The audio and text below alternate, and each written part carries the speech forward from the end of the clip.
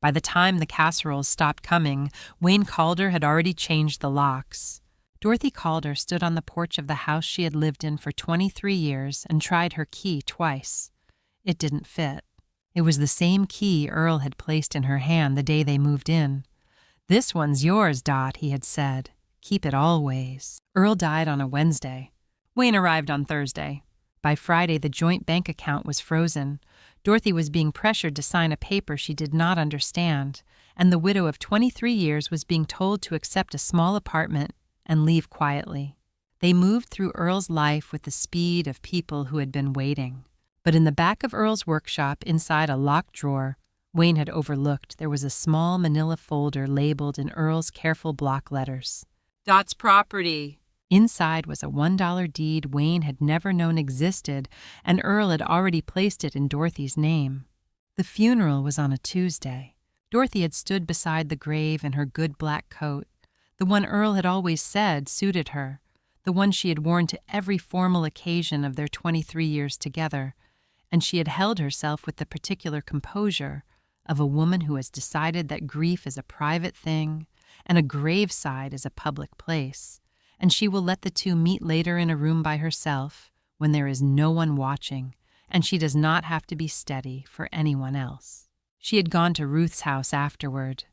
3 blocks away, the house Ruth had lived in for 30 years, the house that smelled like Ruth's particular combination of coffee and lavender and the old wood of the floors.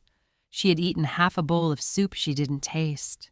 She had slept in the guest bed with its unfamiliar ceiling and its unfamiliar sounds, and she had lain awake in the early hours thinking about Earl's reading glasses on the side table and the library book with the bookmarked 3 chapters from the end and the half-finished birdhouse clamped in the vise in the workshop and all the ordinary, unfinished things that a man leaves behind when he dies on an ordinary Wednesday without warning. She had answered phone calls. She had said she was fine.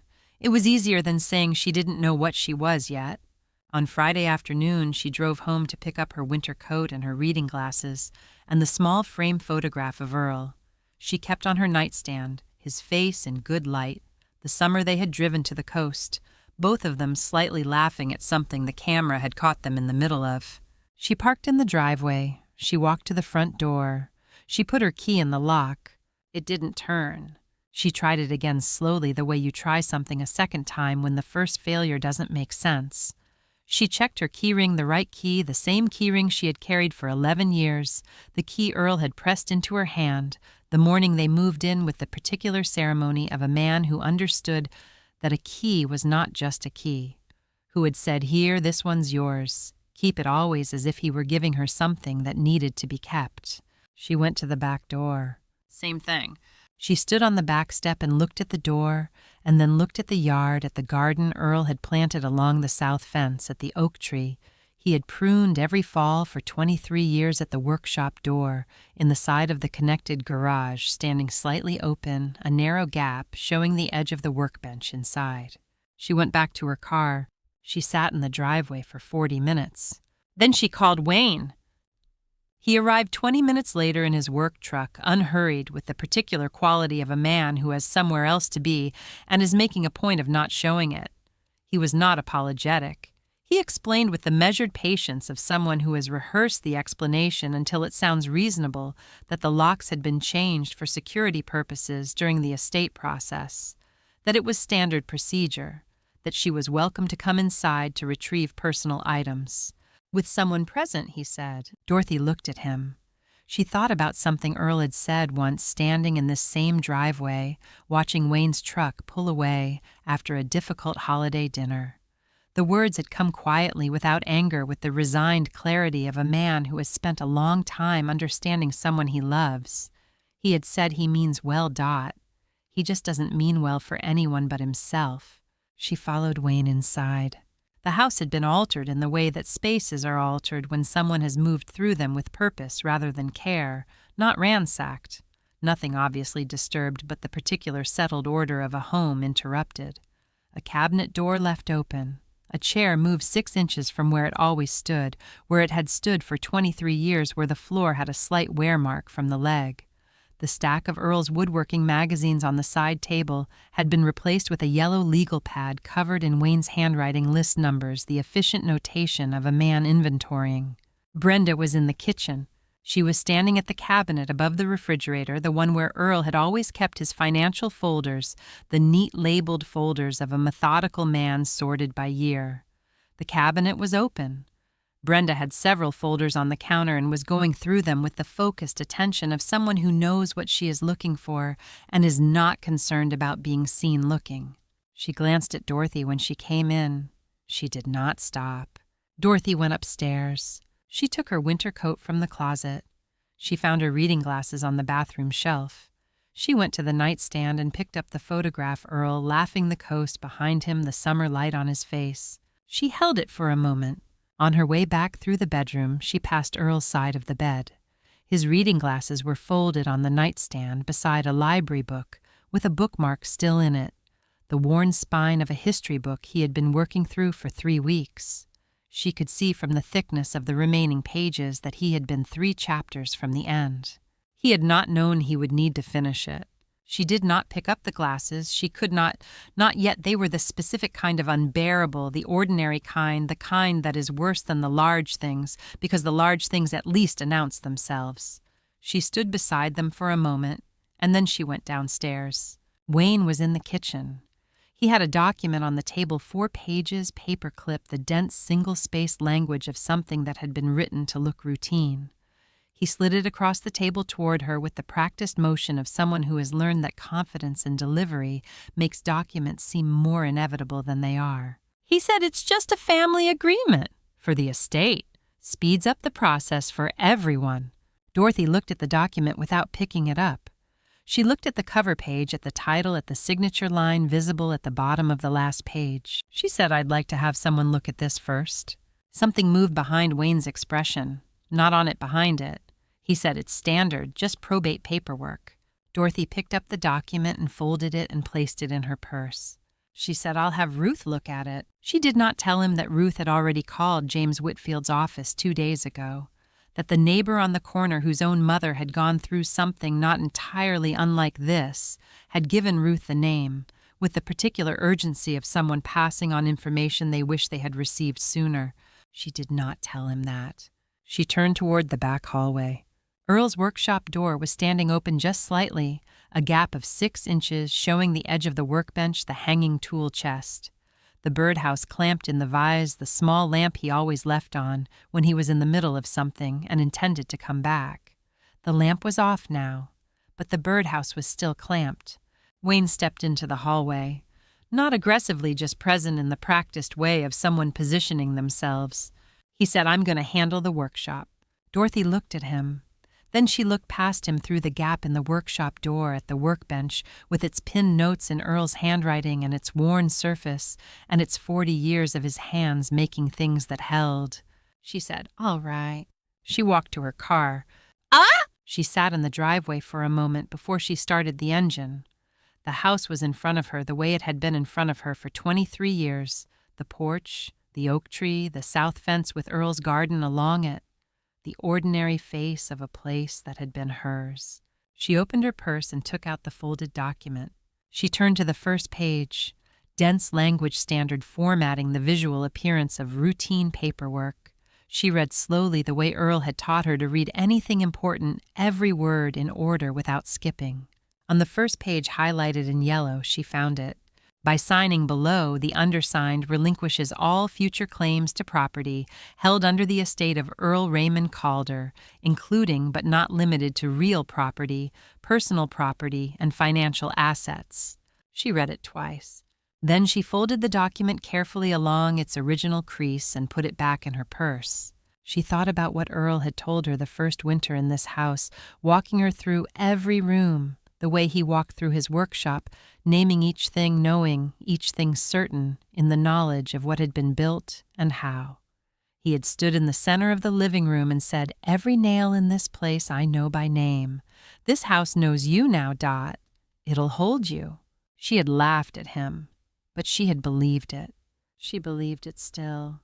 She started the car and drove to Ruth's house, the document in her purse, and her hands steady on the wheel and the workshop door, in her mind that 6-inch gap, the workbench, the lamp that Earl had always left on when he was in the middle of something and meant to come back.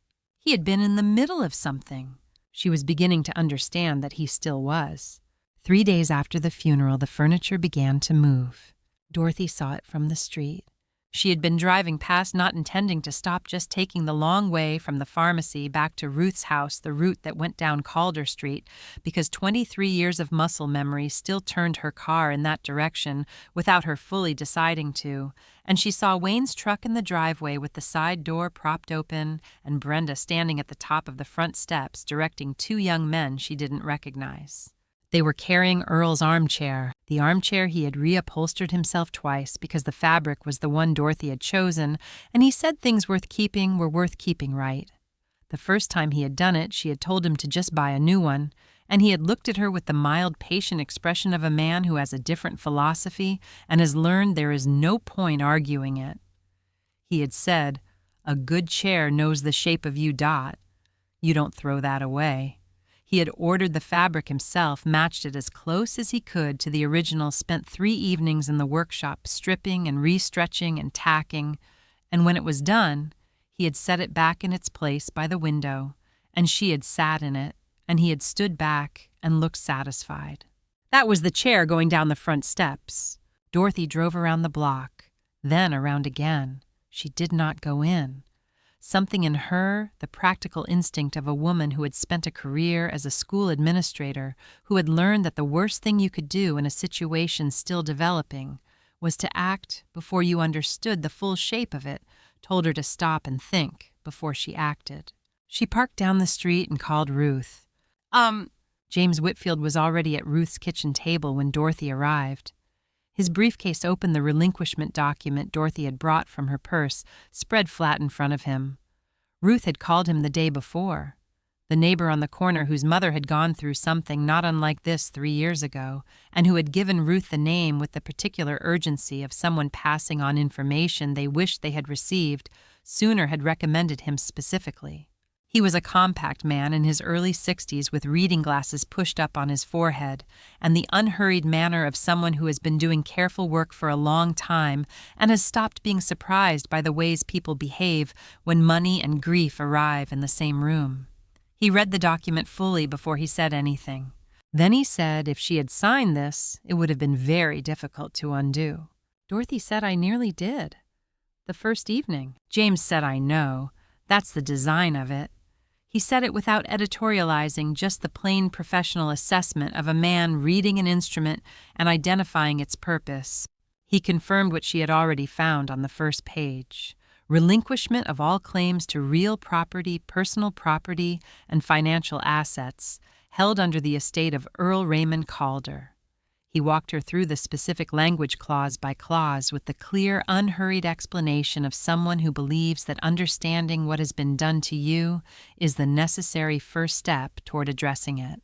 He also told her about the bank account. Wayne had cited estate settlement as justification for the freeze, the kind of move that was legally questionable but practically effective, the kind that worked not because it was right, but because it created a situation that required time and money to challenge, and time and money were things a widow 3 days out from a funeral might not have in sufficient supply. James said he would begin the process of addressing it. He said it would take some time. Dorothy said, "What do I do first?" James folded his hands on the table in the way of a man preparing to ask the question that matters. He said, "Is there anything in that house that belongs to you alone? Not jointly, not through Earl's estate, something specifically, verifiably yours, in your name?" Dorothy sat with that question. She thought about the house and its contents, the furniture and the dishes, and the accumulated belongings of 23 years of a shared life, almost all of it woven together in the way that long marriages weave things together until the ownership of objects becomes a question no one has ever needed to answer because no one anticipated needing to. She thought about what was hers alone, her name only untangled from the joint life. Then she thought about the workshop.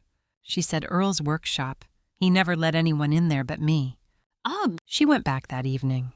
Wayne and Brenda had gone. Their truck was not in the driveway. The house was quiet, the side door closed. She parked and knocked, and Tommy answered. Wayne's son was 24, broad-shouldered like his grandfather, with Earl's same quality of measured stillness rather than his father's forward impatience. He had driven up for the funeral and was sleeping on the couch. And he looked. Dorothy noticed it immediately with the eye of a woman who had spent 30 years reading rooms uncomfortable. Not guilty, uncomfortable. The way a person looks when they are standing in a situation they did not choose and do not know how to exit. He let her in without question. She went to the back hallway and through the door into Earl's workshop. The smell hit her before anything else. Sawdust and linseed oil and the particular dry wooden smell of a space that has been worked in for 20 years by the same hands.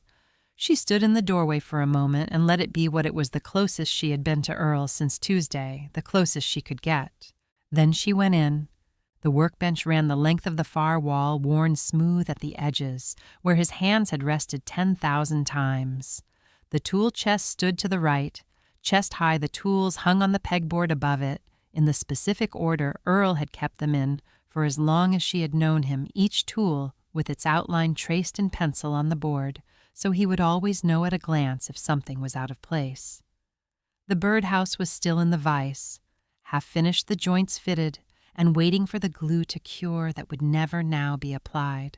She read the pin notes on the board above the bench, measurements for a cabinet he had been planning, a reminder about a specific grade of sandpaper, a small pencil sketch of the cabinet's joinery, detailed in the way Earl detailed everything he intended to build, precisely, completely, nothing left to improvisation.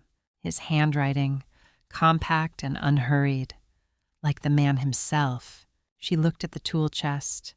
The drawers she had seen him open were upper ones, the organized rows of chisels and planes and measuring tools, each in its place. But at the bottom of the chest was a drawer she had never seen him open. Small, narrower than the others, set slightly apart from the rest, with a simple brass lock rather than the plain pulls of the other drawers. She turned to Tommy. She said, "Do you know where Earl kept a spare key to this chest?" Tommy didn't answer immediately. He looked at the chest, then at the wall beside the door, then crossed the workshop to the hook where Earl's old tool belts hung, the one he had stopped wearing regularly, but had kept on that hook for years, the worn leather soft with use. Tommy checked the small inner pocket, the one with the snap closure that Dorothy had seen Earl reach into 100 times for a pencil or a measuring tape. He pulled out a brass key. He held it out to Dorothy without a word. She took it. She crossed to the bottom drawer and placed the key in the lock. It turned with the clean ease of a mechanism that has been properly maintained. The drawer opened. Inside a manila folder, worn at the edges in the way of something that has been handled over time. Earl's handwriting across the front in the block letters he used when something needed to be clearly and permanently labeled, not his casual workshop shorthand, but the deliberate lettering of a man making sure something would be found and read correctly.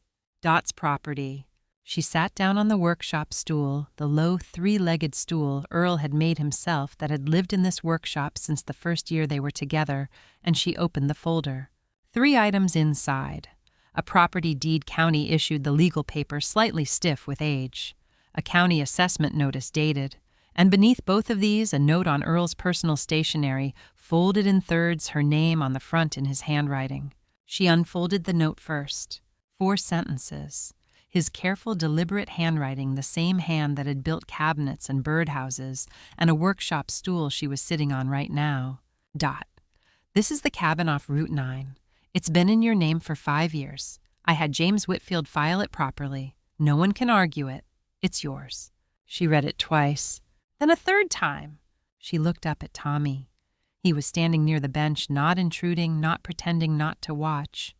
He had the quality of a young man who has understood that something significant is happening and has decided that the right response is to be still. She said, "Did your father know about this?" Tommy was quiet for a moment.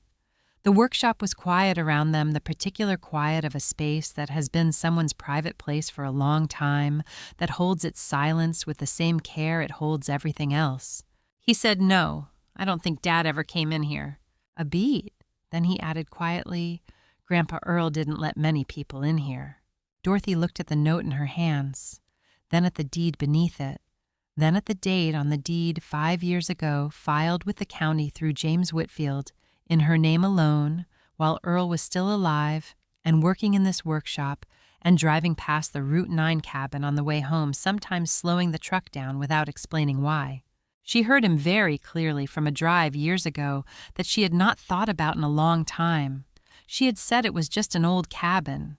He had smiled and kept driving and said, most important things look ordinary from the outside.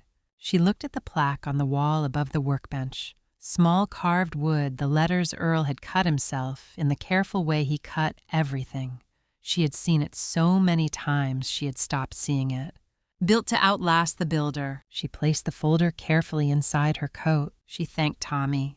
She walked out of the workshop into the evening air, the folder against her chest, the smell of sawdust still on her coat, the brass key in her pocket beside the old house key that no longer worked. She did not tell Tommy what was in the folder. She didn't need to. Earl had already told her everything she needed to know. James Whitfield's office was small and book-lined and smelled like coffee, and old paper, the kind of office that accumulates its character over decades, rather than decorating for it shelves slightly overcrowded a desk that had held a great deal of serious work and showed it in the way good furniture shows use. Dorothy sat in the chair across from his desk and felt for the first time in 2 weeks something that was not exactly calm, but was the nearest thing to it she had encountered, the particular steadiness of a room where careful people do careful work, and the chaos of the outside world has not yet found a way in. She placed the folder on his desk. James opened it without preamble. He read the deed, first turning it slightly toward the window light, reading each line with the focused attention of someone who is not skimming, but absorbing. He read the county assessment letter. He read Earl's note, the 4 sentences, the careful handwriting, the period at the end of "It's yours," as final as a nail-driven flush. He read without speaking for 4 minutes. When he looked up, his expression was composed in the way that professional composure is composed, managed steady, the surface held in place by habit and training. But something in his eyes had shifted. The shift of a man who has just encountered something that has confirmed a thing he suspected from the moment Dorothy walked into his office and confirmed it more completely than he expected. He said, "Let me take these line by line. The deed was valid." He said it plainly without qualification, the way you say something you have checked and rechecked and are certain of. Recorded at the county clerk's office 5 years ago, properly notarized 2 witnesses, the notary seal intact and legible. Signed by Earl Raymond Calder with full legal capacity, James would request the notary's records to confirm the date against Earl's medical history, but nothing in the document suggested any issue. Transfer consideration $1. A nominal amount legally sufficient to constitute a valid transfer, used specifically to move the property cleanly outside of Earl's estate without triggering the kind of financial scrutiny that a larger sum might attract. Not an estate asset, outside of probate entirely. Not subject to Wayne's authority as executor in any form. Hers alone. James set the deed to the side with the careful placement of a man putting something important somewhere he can find it again. He picked up the county assessment letter. He read it once. The reading took longer than the deed had taken. He set it down with the same care. He said, "Dorothy, did Earl ever tell you what this land was worth?" She shook her head. James turned the letter to face her and set it on the desk between them. It was from the county highway office. The letterhead was formal, the language bureaucratic, the kind of document that conveyed significant information in the most unadorned possible way. The county had been in contact with Earl for 2 years. She could see the reference numbers, the prior correspondence dates, negotiating to acquire the 40-acre parcel for a highway expansion project. A new interchange, access road. The county needed the land. Earl had not agreed to sell. The most recent offer was dated 8 months before his death. Dorothy found the number on the second paragraph of the second page, in the plain type of a government document that does not italicize or bold the figures, because the figures speak for themselves. $340,000. She looked at it for a long time without speaking. The room was quiet. James did not fill the silence. He had the quality she had come to appreciate about him, the understanding that some information needed a moment to land before anything else was added to it. She looked at the number and thought about Earl driving past the Route 9 cabin on the way home, sometimes slowing the truck down. She thought about him going through papers at the kitchen table, making sure things line up properly so you don't have to. She thought about the locked drawer at the bottom of the tool chest and the brass key in the inner pocket of the tool belt and the folder labeled in his block letters with her name on the front. She thought about 5 years of him knowing this number and not telling her. Not because he was keeping a secret, but because Earl Calder did not tell you about the roof until the roof was built, did not tell you about the repair until the repair was done, did not describe the protection until the protection was fully in place, and there was nothing left to worry about. James said, "There is one more item." He took the final page from the folder. She had not fully processed it when she first opened it, had set it aside for the deed and the note.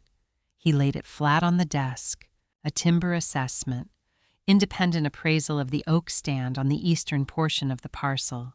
She looked at the evaluator's credentials, the methodology, the measurements of the stand's density and maturity. She looked at the appraised value. Approximately $180,000, James said. Combined with the highway acquisition offer, the total value of the property is just over $500,000. He said it quietly in the same steady register he had used for everything else, not dramatically, just as the fact it was. She sat with that number. The manila folder Dorothy had found in a locked drawer in Earl's workshop, in a house where the locks had been changed without her knowledge, by people who had spent the week moving furniture and freezing accounts and presenting documents designed to strip her of everything. That folder was worth $500,000. All of it in her name. All of it outside of Wayne's authority. All of it missed. She stood up and said, "I need to make a call." She stood in the parking lot behind James's building with her back to the brick wall and her face toward the pale November sky, and called Ruth. Ruth answered on the second ring. Dorothy told her about the deed, about the highway offer, about the timber assessment, about the total. Ruth was quiet for a full 10 seconds. Then she said, "That man. That quiet, careful man." Dorothy closed her eyes. She heard Earl at the kitchen table not looking up from his papers. "Only about the right things, Dot. Only about the right things." She went back inside. James had the county parcel map on his screen when she returned. He turned the monitor to face her and traced the property boundary with his finger, the full 40 acres, the ridgeline at the back. The oak stand marked in the eastern corner with the appraiser's notation, the cabin at the front of the parcel, visible as a small structure notation. He said Earl knew exactly what he was sitting on. He just chose not to tell anyone. She looked at the red boundary line on the screen. 40 acres. Ridgeview. The oak stand that Earl had known about and assessed and filed away in a locked drawer for someone to find when they needed it. She said he never intended to sell it. James said no. "I don't believe he did. The county made 4 offers over 2 years. He acknowledged each one in writing politely in his own hand and declined. He was not negotiating. He was waiting." She thought about what he had been waiting for. Not for a better offer, for the right time, for the moment when the value of the land mattered not as money but as protection. Specific, irrevocable, already hers, impossible to challenge. Her phone rang. "Wayne," she answered. He said he had heard through Tommy, who had not known to keep it quiet because Tommy was 24 and had not understood what he was standing in the middle of, that Dorothy had been in the workshop. He wanted to know if she had found anything in the files. Dorothy said, "Just some old notes, nothing important." A silence, longer than the previous ones. Wayne said, "I'm going to need to come by and finish going through the workshop." Dorothy said, "Of course, call James Whitfield to arrange a time." A different silence, the silence of a man encountering a word he had not expected. Wayne said, "Who is James Whitfield?" Dorothy said, "My attorney." 4 syllables, unhurried, plain. The same way Earl answered questions he had already prepared for, not with sharpness, not with satisfaction, but with the simple clarity of someone who knows what they are saying and means every word of it. She hung up first. Before she left James's office, he handed her one additional document. It was a single-page county file dated the same day as the deed transfer 5 years ago. Not a complex legal instrument, a simple public statement notarized, recorded with the county clerk alongside the deed. She read it. One paragraph. Earl's language, she could hear it in the sentences, the way she could hear him in his pinned workshop notes and his 4-sentence letter, and every deliberate thing he had ever put on paper. This transfer is made freely, knowingly, and with full love and intent. No challenge to this deed shall ever have merit, James said quietly. He wrote that line himself. I advised him on the legal language for the rest of the document. That line he wrote himself and asked me to include it exactly as written. Dorothy read it again.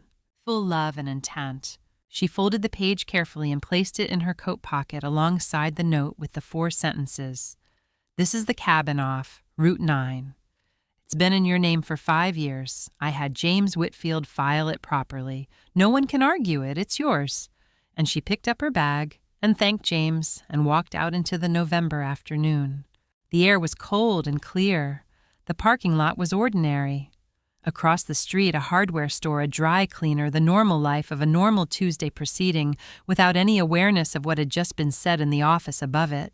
She stood for a moment beside her car. Earl had sat in this town for 40 years, building things with his hands, and in between the cabinets and the birdhouses and the reupholstered armchair and the workshop stool, he had been building something else quietly, without announcing it in the particular way of a man who does the most important work when no one is watching. He had built her a floor that no one could take away. She got in her car. She drove to Ruth's house. She had a folder in her coat and a number in her mind, and an attorney whose name she had said plainly on the phone, and for the first time since she had stood on that porch, turning a key that no longer worked in a lock that had been changed without her knowledge, she felt the ground solid underneath her. Earl had measured twice. Now it was time to build. Gerald Park arrived at James Whitfield's office 3 days after Dorothy's phone call, and he arrived with the particular energy of a man who has been retained to solve a problem and has spent the drive over preparing to solve it. He had a press suit and a good briefcase and the practiced composure of someone who wins arguments by arriving to them thoroughly prepared. He greeted James with the professional courtesy of 2 attorneys who have not met but understand each other's role immediately. He shook Dorothy's hand. He sat down. But Dorothy had watched people arrive in rooms for 30 years. As a school administrator, she had sat across from parents and board members and difficult contractors and people who were certain they were right and were not. And she understood within 60 seconds of Gerald Park taking his chair that he had already read the deed filing and that reading had told him something he had not expected to hear. His expression did not suggest a man who had found a problem. It suggested a man who had been hoping to find one and had not. He had spoken to Wayne in the hallway before the meeting.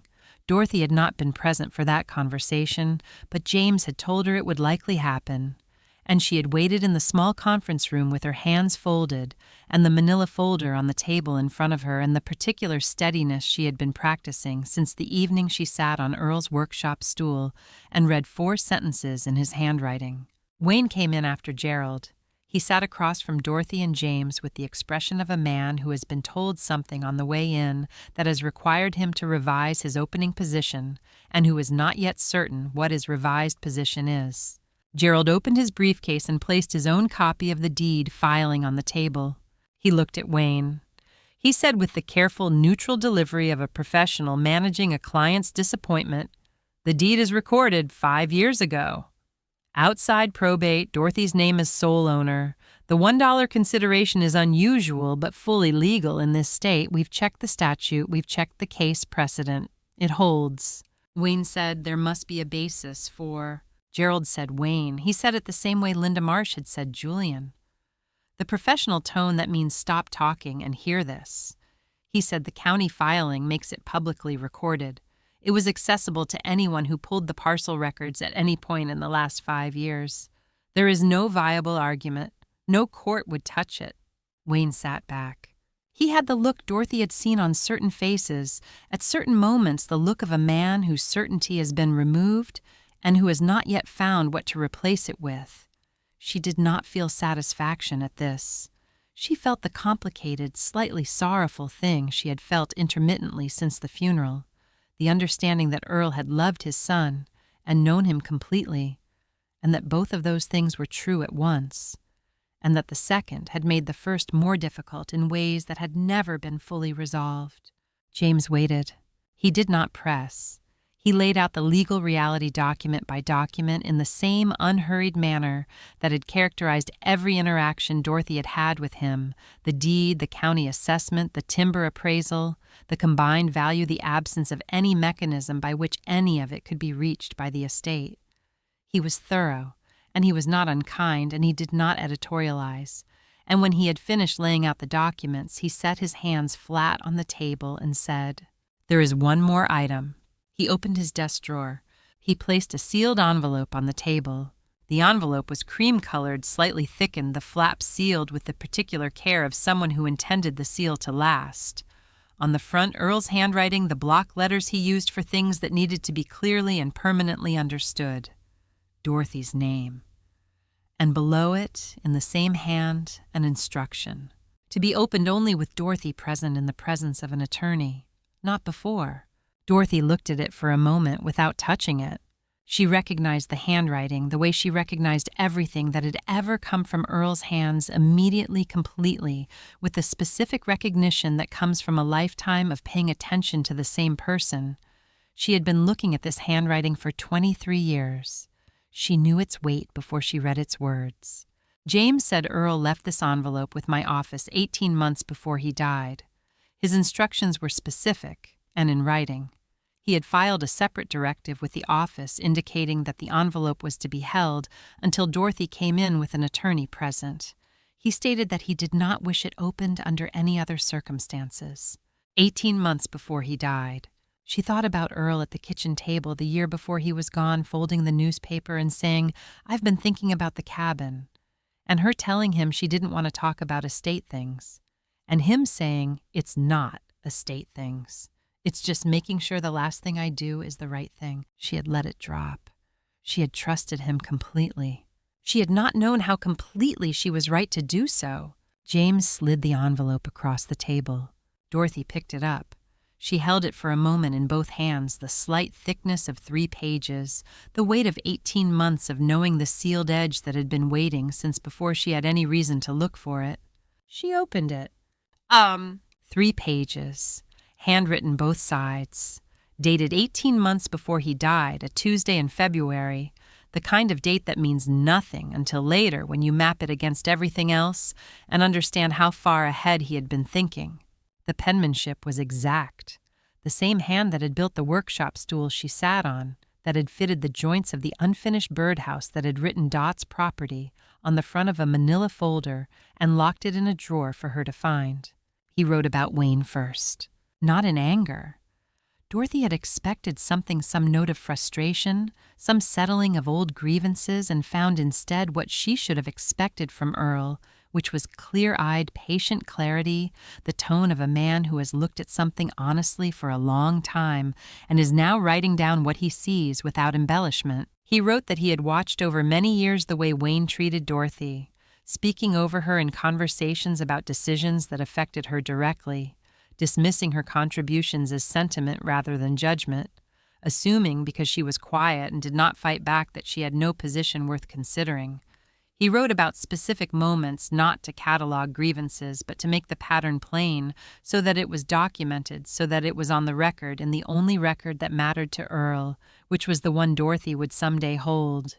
He wrote quiet is not the same as surrendered. I know that. You always knew it too, Dot. I just want it written down. The room was completely silent. Dorothy was aware of it, the specific quality of 4 people in a room, 3 of them watching the 4th read, and the 3 not making a sound. She was aware peripherally of Gerald Park's pen. He had been holding it when she started reading The Professional Habit of a Man Who Takes Notes.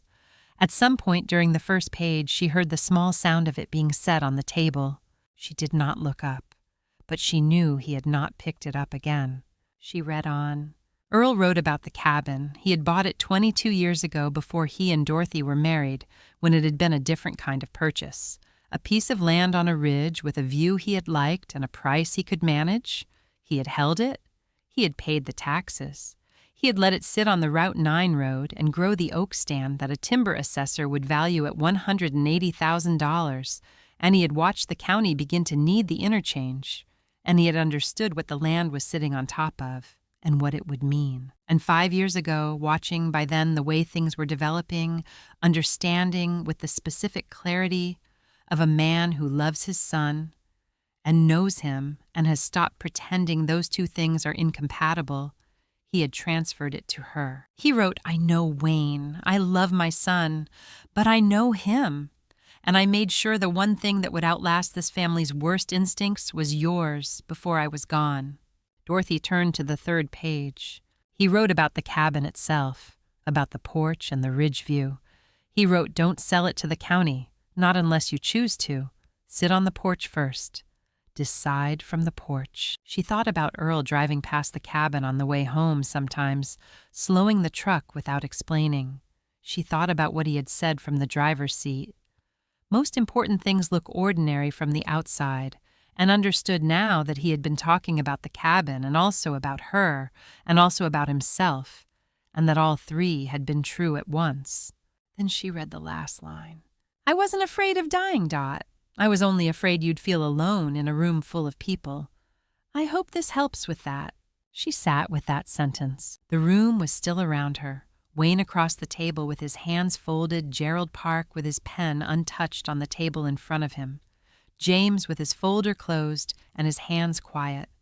She sat with Earl's last line and let it be what it was, the distillation of 18 months of knowing what would happen, written by a man who had been afraid of only one thing and had done everything in his considerable capacity to address it.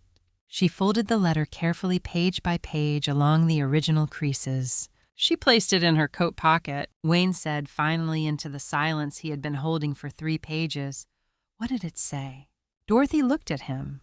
She looked at him the way she had looked at the locked front door, the day the key didn't work steadily without flinching with the particular quality of a woman who has understood something completely and is deciding how much of it to share. She said it said what needed to be said, between Earl and me. Wayne looked at Gerald. Gerald looked at the table. His pen was still where he had set it. James opened the folder again.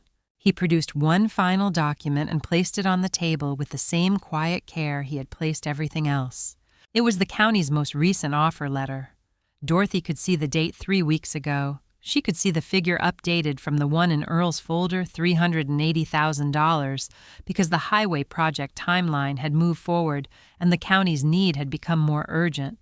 James said they've been calling. I told them Dorothy's counsel would be in touch. A pause. He said I meant when you were ready. Dorothy looked at the updated figure. She thought about the porch Earl had written about, the ridge view, the oak stand on the eastern edge. She thought about sitting on that porch, deciding from the porch. She said, "I'm not ready yet." James nodded once. He placed the offer letter back in the folder. That was all that needed to be said in that room. Earl had said the rest 18 months ago in the exact words that needed to be said in the exact room where they needed to be heard, to the one person he had spent 23 years making sure would never have to feel alone among people who had decided she didn't matter. She had not felt alone once since she sat on the workshop stool and opened the manila folder with her name on the front. She did not feel alone now. Wayne called at 9 o'clock. Dorothy looked at her phone on Ruth's kitchen table and did not pick it up. She watched it ring 4 rings, 5, the screen showing Wayne's name in the flat light of the kitchen, and then it stopped. At 9:14, he called again. She did not answer. At 9:30, Ruth came into the kitchen and said, "There's a truck in the driveway." Dorothy went to the window. Wayne's work truck idling at the curb in front of Ruth's house, the cab dark.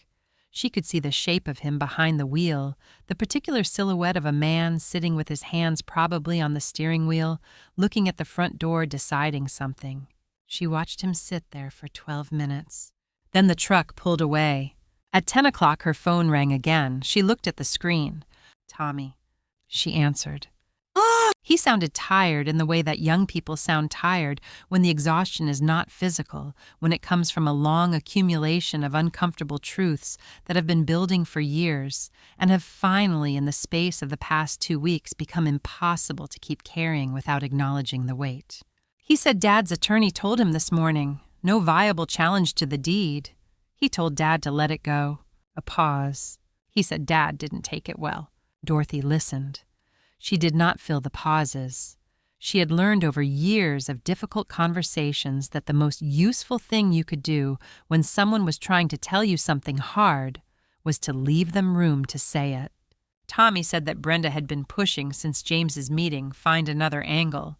There has to be another angle. A man doesn't just give away $500,000 without something being wrong with how it was done. He said there had been a loud argument at the house that evening.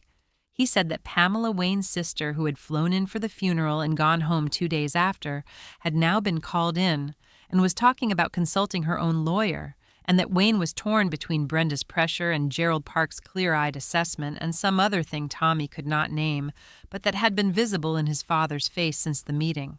Dorothy said, "Tommy, why did you give me the key?" A pause, longer than the others. Tommy said, "Because Grandpa Earl asked me to." She was still. He said, 2 years ago, he showed me that drawer. He didn't open it. He just showed me where it was and where the key was in the tool belt. He said, if anything ever happens to me, make sure Dot gets into this drawer. He said it plain, like he was telling me where the spare flashlight was, like it was just a practical thing. She said, did he tell you what was in it? Tommy said, no, I knew it mattered. I didn't know why. I just knew Grandpa Earl said it, and he didn't say things he didn't mean. She said, why didn't you tell your father? Tommy said, because Grandpa Earl told me not to.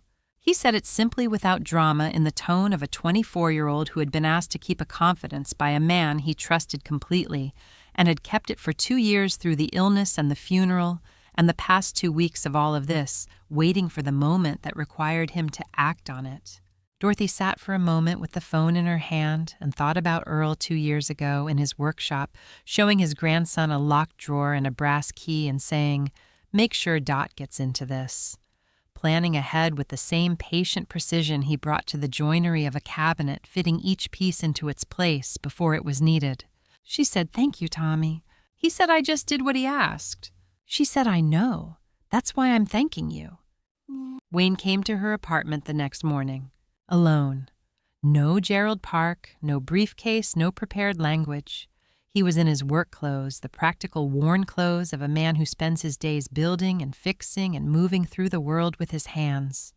He stood at the door and asked if they could talk. Dorothy let him in. She poured 2 cups of coffee without asking whether he wanted any, the way you pour coffee for someone when the coffee is not the point, but the act of pouring it is the small, ordinary gesture that says, I am treating this as a conversation between people who know each other, not as a negotiation between opponents. She set 1 cup in front of him and kept the other and sat down. Wayne sat. He tried several approaches. She could see them coming, each one visible, in the slight adjustment of his posture as he moved from one to the next, the way a man moves through a sequence of arguments he has prepared and is working through in order. He suggested the deed had been filed without Earl's full understanding of its implications. She listened. He suggested Earl might have been in decline longer than anyone had realized, that the decision had been made in a period of diminished capacity.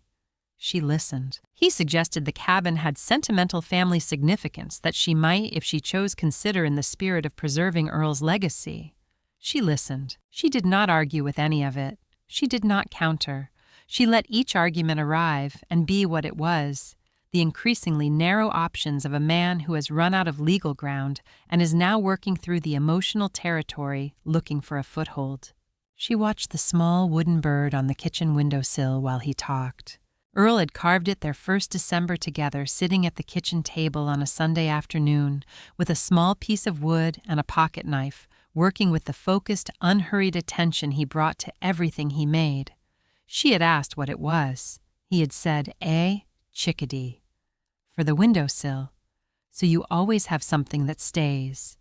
She had thought it was a small thing, a thoughtful small thing, the kind of thing Earl did naturally, the kind of thing she had received so many times over 23 years that she had stopped registering the magnitude of it. She had not known it was the first of many things built to last longer than he would. She looked at it now and thought he made it to stay. And it had stayed. It had been on this windowsill through 3 apartments and the house on Calder Street, and now here through everything small and particular and entirely itself. Wayne had run out of arguments. She could hear it, the silence that follows the last argument, the particular quality of a pause that does not have another sentence behind it. She put down her coffee cup. She opened her purse. She placed Earl's letter on the table. Not in Wayne's hands, on the table between them in the space where the 2 coffee cups had been pushed slightly to the sides. She did not explain it. She did not introduce it. She simply placed it there because it was the thing that needed to be there. And Earl had written it to be read, and this was the room and the moment and the person it had been waiting for. She said he knew Wayne. He prepared for this. Not because he was angry, because he loved me and he knew the difference between love and assumption. Wayne looked at the letter on the table. Then he picked it up. The room went completely still. She watched him read. She did not watch his face the way you watch someone's face to gauge their reaction. She watched the way you watch when you are present for something that matters and you want to be fully there for it. She saw him move through the first page, the second, the third. She saw the moment he reached Earl's last line, the line about dying, about being afraid of only one thing, about hoping this helped because something changed in the way he was holding the pages. Not dramatically, just a slight difference in how much tension was in his hands. When he finished, he set the letter down on the table carefully. The way you set down something you have just understood is not yours to handle carelessly. He did not speak. He sat for a long time looking out the kitchen window at the ordinary November morning, the parking lot, the bare trees at the edge of it, the flat gray sky. Then in a voice that was different from any voice he had used in the past 2 weeks, quieter, slower, stripped of the forward momentum that had characterized everything he had said and done since Thursday, he said he wrote this 18 months ago. Dorothy said yes. Wayne said he knew he was dying. Dorothy said he knew he was going to. He just didn't know when. Wayne put the letter down on the table with both hands carefully and looked at it. Then he said in the same quiet voice, "I didn't know he thought about you like that." Dorothy picked up the letter. She folded it along its creases page by page, the same way she had folded it in James's office, and placed it back in her coat pocket where it had been since the day she read it. She said, "I know." Not unkindly, not with satisfaction. Just clearly the way Earl said things that were plain and true. Wayne stood to leave. He moved through the small apartment to the door with the slower quality of a man who arrived with a plan and is leaving without one not lost, but recalculating in a way that requires quiet and will take more than a morning. He paused at the door. He turned and looked at Dorothy for a moment. Something was moving in his face that did not have a clean name. Not remorse, exactly, not defeat, not grief, but some combination of all 3 that had not yet resolved into anything she could identify. Perhaps it hadn't resolved in him yet either. He said, "What are you going to do with the cabin?" Dorothy said, "I'm going to sit on the porch first." He looked at her. She could see him understand it, not the words, but the weight behind them, the echo of something Earl had said to someone at some point in a way that had reached Wayne in some form he had not expected. He nodded. Then he went out. Tommy called at noon. He said, "How did it go?" Dorothy said he read the letter. A long pause on Tommy's end, the pause of a young man who has been waiting to hear this and is now sitting with the sound of it. He said, "Was it enough?" Dorothy looked at the small wooden chickadee on the windowsill, at the thing Earl had made to stay that had stayed through everything that was staying still. She said, "I think it reminded him of who his father actually was." She paused. She said, "That's enough for now." Pamela's outside counsel sent the letter on a Thursday. James called Dorothy that afternoon. She could hear in the quality of his voice the particular combination of professional readiness and restrained something else that she had come to recognize in him, the tone of a man who has been given an opportunity he has been prepared for and is about to use it correctly. He said it's a challenge to the deed on the basis of diminished capacity. They're arguing Earl wasn't fully competent when he made the transfer. A pause. He said, I have 11 notarized documents, 2 independent witnesses, and the county clerk's recorded statement in Earl's own hand, filed the same day as the deed stating he was acting freely, knowingly, and with full intent. Another pause briefer than the first. He said I would enjoy responding to this. Dorothy said, then respond. James's response reached Pamela's counsel within 48 hours. Dorothy did not see it assembled. She had given James the authorization and trusted the rest, the way she had trusted Earl, with things she could not fully see while they were being built. But James described it to her. Afterward, the deed fully annotated with the recording date and the county instrument number. Earl's notarized statement, the one with the line he had written himself freely, knowingly, and with full love and intent. The 2 independent witnesses, their credentials documented. The timber assessment.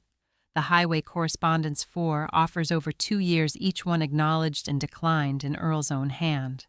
The combined asset documentation, all of it dated, all of it cross-referenced, all of it built piece by piece by a man who had spent 40 years understanding that the most important thing a document could be was bulletproof. Pamela's attorney withdrew the challenge 4 days later.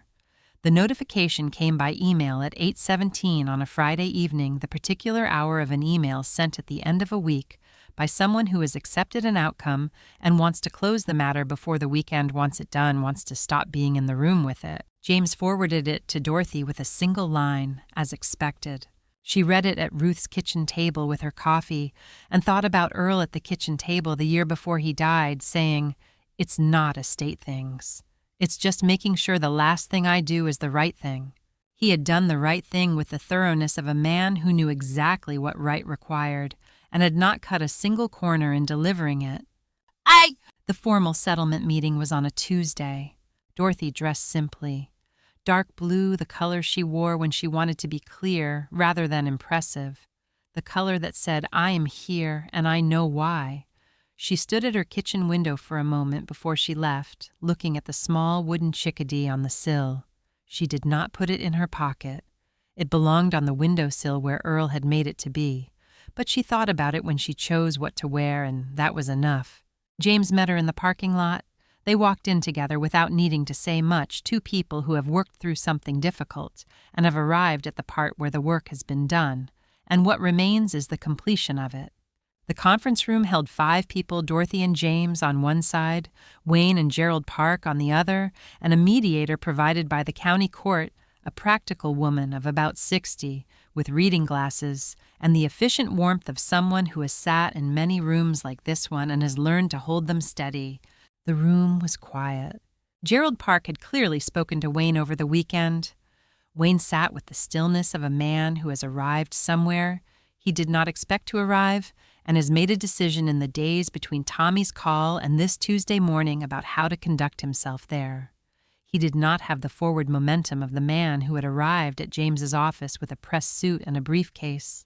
He sat with his hands on the table and looked at the documents as they were placed in front of him with the expression of someone reading something he already understands.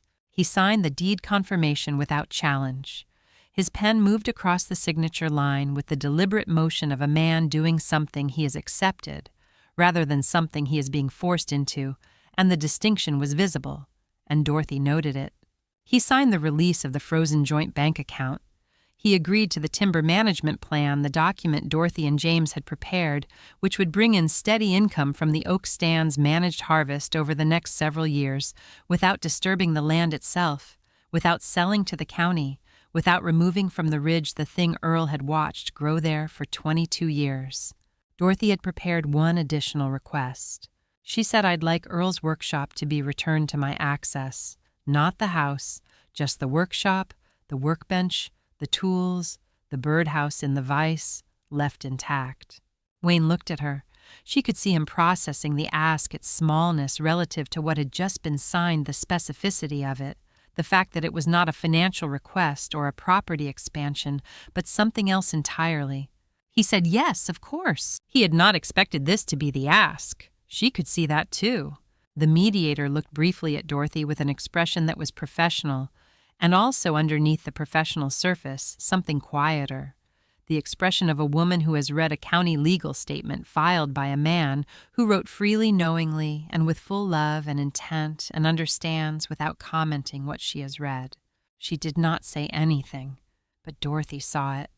As the meeting concluded and the room began the slight movement of people gathering papers and pushing back chairs, Dorothy reached into her bag. She placed Earl's tool belt on the table. The old leather worn soft from decades of use, the small inner pocket, with the snap closure where the brass key had weighted the loops and pouches, shaped by 40 years of his hands, reaching in and finding what they needed without looking. She slid it across the table toward Wayne. She said he would have wanted you to have something that was truly his, not his estate, just his. The room was still. Wayne looked at the tool belt on the table in front of him. He looked at it the way you look at something that has come from a person you are in the process of understanding differently than you understood them before, with the particular attention of someone taking in new information about an old subject. She thought watching him about a memory she had carried for years without ever examining it closely. Earl teaching a younger Wayne to use a level in the workshop on some Saturday afternoon that had arrived and passed without ceremony. She had been on the back porch, and she could hear Earl's voice through the open workshop door, patient and exact the voice he used for things that required precision. You have to trust the bubble, son. It doesn't lie. And Wayne had been impatient the way young men are impatient with slowness when they believe they already understand, and Earl had simply reset the level and started again without frustration, without commentary, just beginning again from the right place, because that was how you did it correctly. She had thought then, he is the most patient man I have ever known. She had never stopped thinking it. Wayne picked up the tool belt. He picked it up carefully with both hands the way you pick up something that belonged to someone specific, and that specificity is present in the weight and feel of it. He did not say thank you in words. Some things do not resolve into words, and he had perhaps learned enough in the past 2 weeks to know when to stop trying to make them. He held it the way his father had held things that mattered steadily with the full attention of both hands. That was enough. The parking lot afterward was ordinary in the way that parking lots are ordinary after important things have happened inside buildings, indifferent, unhurried the rest of the world proceeding without any awareness of what had just been completed in the room above it. Dorothy walked to her car. Behind her at the building's entrance, she heard Gerald Park's voice low, directed at James, the professional register of one attorney speaking to another at the end of something. He said your client handled this with remarkable composure. She did not turn around, but she heard James's response quiet and certain, the voice of a man who has been watching something for weeks and knows exactly what he has seen. He said she learned it from her husband, 40 years of watching someone do things right. She reached her car and opened the door and got in. Her phone showed a text from Tommy sent 11 minutes ago. 3 words, Dad told me. Then a space, then I'm glad. Then after a moment's pause visible in the timestamp, Grandpa would be. She read it twice. She put the phone in her pocket. She sat for a moment in the quiet of the car, the particular quiet of a thing fully resolved, of a process that began on a Friday afternoon, with a key that didn't fit a lock that had been changed without her knowledge, reaching its completion here in a parking lot on a Tuesday in November with her name on a deed that could not be challenged and an attorney who had enjoyed every moment of making that clear. She breathed it in. Earl had built a floor she could stand on. She was standing on it. She started the car. The workshop key came back on a Wednesday morning. James had arranged it through Gerald Park, who had arranged it through Wayne, and it had arrived in a small envelope in James's office with the unremarkable efficiency of a paperwork matter being closed just a key in an envelope labeled in someone's handwriting that was not Earl's, returned to its rightful owner through the machinery of a legal resolution. Dorothy held it in her palm for a moment. It was the workshop key, not the house key, smaller, the bow a different shape from the one she had tried twice in the front door lock 6 weeks ago. Earl had kept it on a separate ring. She had not known until now that she had always known exactly what it looked like. She did not go in on Wednesday. She drove to the house on Calder Street and parked and walked to the side of the garage and stood at the workshop's small window and looked in. Everything was as it had been the evening she had come in with Tommy. The workbench along the far wall worn at the edges, the tool chest with its ordered pegboard above it, the pinned notes in Earl's handwriting measurements, reminders, the cabinet sketch with its careful joinery detail, the lamp off, the birdhouse in the vise, the unfinished joints fitted, and waiting the wood still pale where it hadn't been finished. She stood at the window for a while. Then she drove back to her apartment and made dinner and went to bed and waited for Saturday. She arrived on Saturday morning with coffee, and without hurry, the way Earl had always arrived at the things he loved, not rushing toward them, not delaying them, just showing up at the right time with full attention and letting the work take as long as the work took. She unlocked the door and went in. The smell arrived before anything else, the way the smell of a place you love always arrives first. Sawdust and linseed oil, and the dry wooden smell of the tool chest and the particular cold morning smell of a workshop that has not been heated overnight. She stood in the doorway for a moment and let it be what it was. Then she went to the workbench and set down her coffee and began. She was not looking for anything. She moved through the workshop the way you move through a place you want to know properly, not efficiently, not with a destination, but with the patient, comprehensive attention of someone who intends to understand the room. She read the pinned notes one by one, measurements for the cabinet annotated with Earl's shorthand that she could mostly read after 23 years of watching him work. A hardware shopping list, 3 items, the kind of list Earl wrote in the margin of whatever was nearest. A note about a specific joint technique with a small sketch beside it. She opened the tool chest drawer by drawer, not looking for anything specific, just learning the order of it, the careful arrangement of a man who knew where everything was because he had put everything where it belonged and kept it there, who had never left a tool out of its place because a misplaced tool cost time, and time was the one thing that couldn't be remade. She opened the 3rd drawer. Behind the saw blades tucked into the back corner where it would not be disturbed by someone going through the drawer quickly was a small envelope. Her name on the front, Earl's handwriting. She sat down on the workshop stool before she opened it. Inside a single page folded once, not paper from a notepad. The back of a hardware store receipt, the kind of surface Earl had always used for things he needed to write down when proper paper wasn't what was nearest, because the writing mattered and the surface didn't. She had found notes on receipts and margins and the backs of envelopes for 23 years. This was the last one. Dot, if you got here, it means you came back. Good. The birdhouse needs the roof trim finished. I cut the pieces already. They're in the blue bin under the bench. I thought you might like to finish it. No rush. She read it twice. Then she held it against her chest for a moment, the way she had held other things he had left her, not dramatically, not for anyone to see, just because she needed the contact. Because his hands had held this receipt before he wrote on it. Because he had written her name on the front and meant every word of what came after it. No rush? The most Earl sentence she had ever read. She looked at the birdhouse and the vise. She looked under the bench. The blue bin was there, a low plastic bin she had seen a dozen times without ever opening, assuming it held scraps or hardware. She pulled it out and opened it. The roof trim pieces were inside, cut to exact dimensions, the edges sanded smooth, each piece stacked in order of assembly.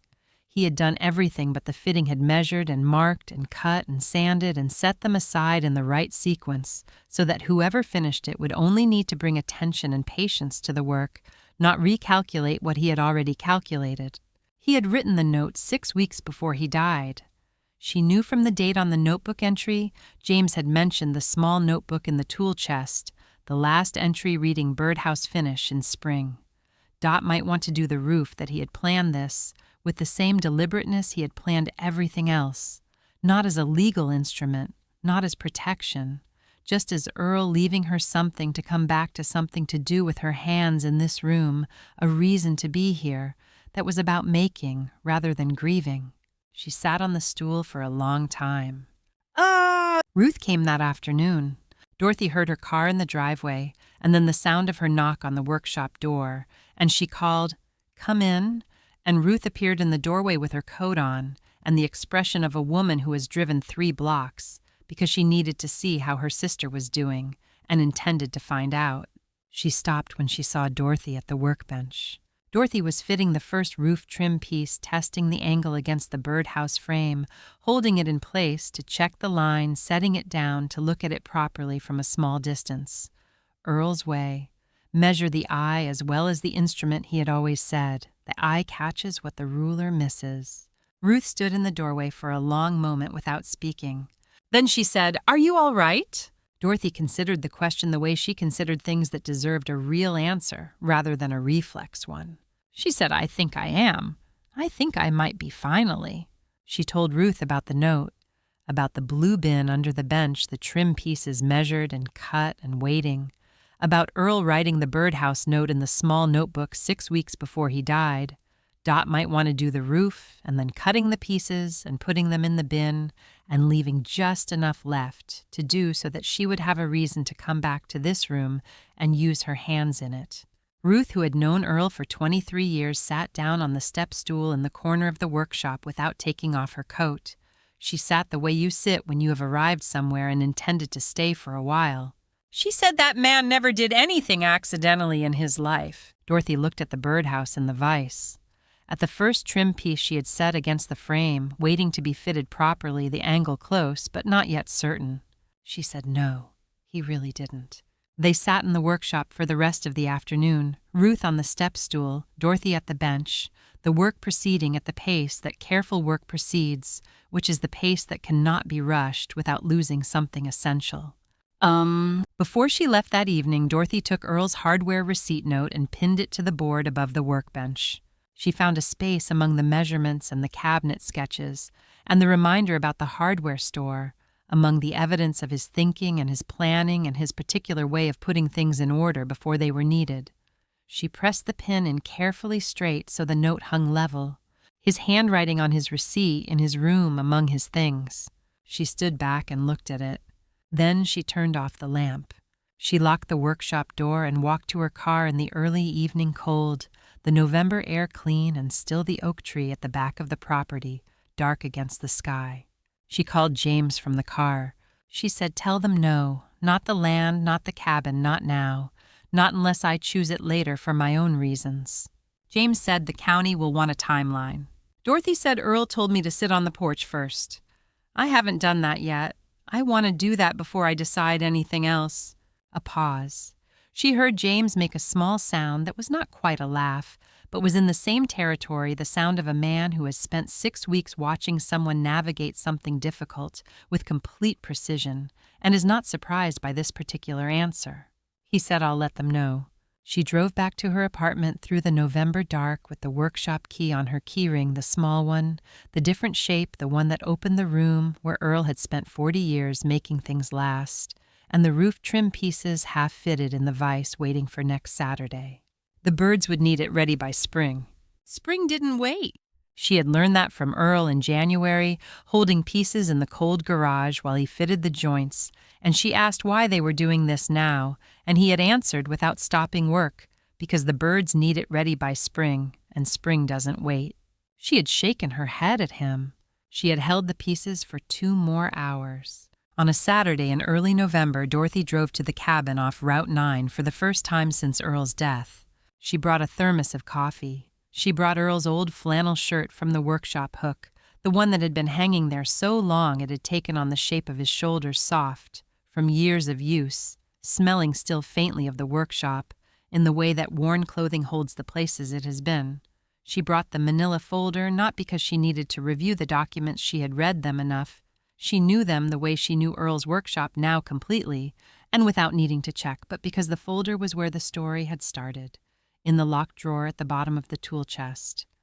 And it felt right to bring it to where the story ended. She drove the Route 9 road in the early morning, the same road she and Earl had driven together years ago when he had slowed the car near the ridge without explaining why. She had said it was just an old cabin. He had smiled and kept driving. She understood now what he had been smiling at, not the cabin, but the future, the long game he had been playing with the patient certainty of a man who trusts his own measurements. The cabin appeared at the end of a short dirt track in the pale November light. Small. One main room, a porch running the width of the front, a wood stove visible through the single window. Earl had kept it simply, the way he kept everything that mattered: a table, 2 wooden chairs on the porch, a set of shelves holding tools, and 3 paperbacks, and a lantern he had used on the evenings he stayed past dark. A coffee tin on the top shelf, the old blue one she had seen in the workshop 100 times, and recognized without quite knowing where she knew it from. She stood on the porch for a moment before she went in. The view east was exactly as the assessment had described, the ridge opening wide, and unhurried the oak stand visible along the eastern edge, the trees full and still in the particular way of timber that has been growing undisturbed for a generation, the kind of growth that does not announce itself but is unmistakable once you are looking at it. The county wanted that land for a road. The county could wait. She went inside and made coffee on the wood stove. She carried both cups out to the porch, one for herself, one set on the porch rail the way Earl used to do when he was somewhere he loved. She had seen him do it a dozen times without understanding it. The small extra cup for the place itself, the acknowledgement that some locations deserved to have something good set down in them. She understood it now. She set the second cup on the rail and sat down in the porch chair and wrapped both hands around her own cup and looked at the ridge. The oak stand was gold at the edges from the season, the deeper green of the interior still holding the light moving through the canopy in the way that November light moves through old trees, slowly at a low angle, finding the spaces between branches and falling through them in long, slanted columns. Earl had watched this stand grow for 22 years. He had paid the taxes on this land and declined the county's offers, and sat in this chair on these Saturday mornings she had thought he was simply going out for air building something she had not known about. She reached into the manila folder. Not the deed, not the assessment, not the timber appraisal, not the county offer letters.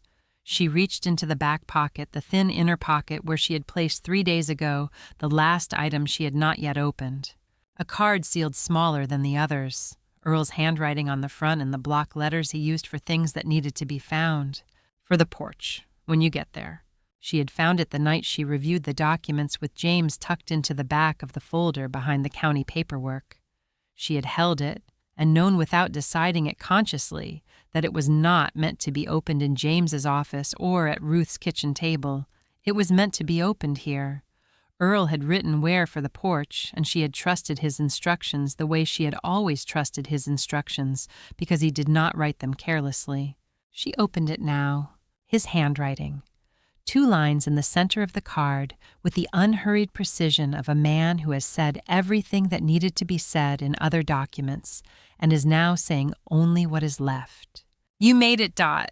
That's the whole thing right there. You made it."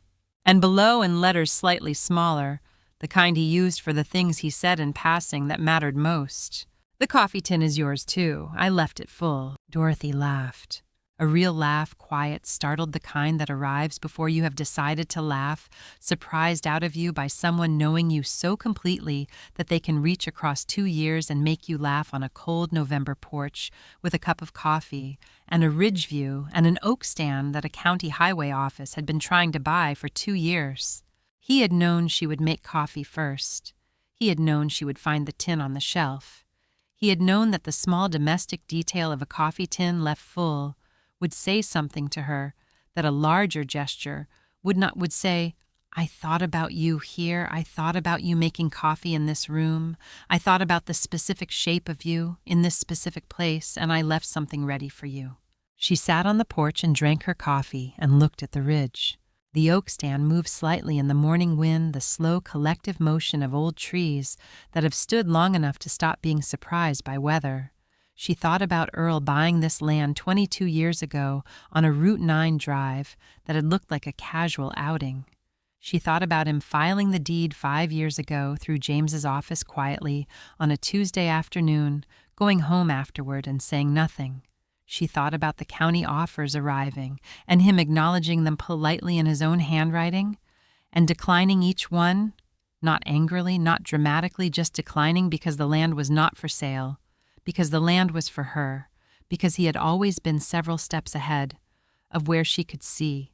She stayed for 2 hours. She drank the first cup of coffee and most of the second. She read the card twice more, the 2 lines, and the small note about the tin, and then she folded it along its crease and placed it in her coat pocket, alongside the other things she had been carrying: the note on the hardware receipt, the 4-sentence letter from the manila folder, the objects of a man's careful love that she had been collecting and carrying since the evening in the workshop. When she left, she brought the coffee tin. She placed it on the kitchen windowsill when she got home. She set it beside the carved wooden chickadee the bird Earl had made on a Sunday afternoon their first December together, sitting at the kitchen table with a pocket knife and a piece of wood, saying it was for the windowsill, so she would always have something that stayed: the coffee tin and the carved bird.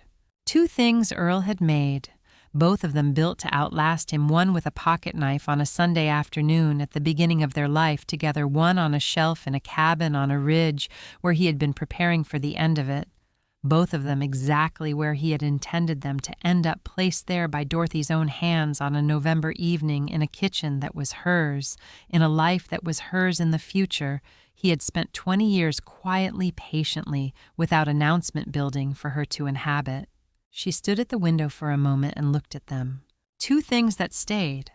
That was all he had ever wanted for her. Something that stayed from the first birdhouse to the last deed, from the first January in the garage to the last Tuesday in James's office with the sealed envelope on the desk.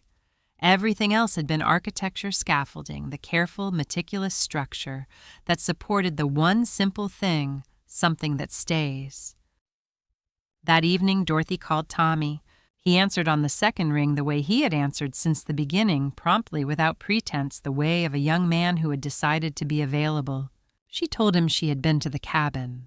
He asked what it was like. She said quiet. Good ridge view. She felt Earl's smile in her own, the echo of the thing he had said from the driver's seat on a Route 9 drive years ago. She said Earl always liked it up there.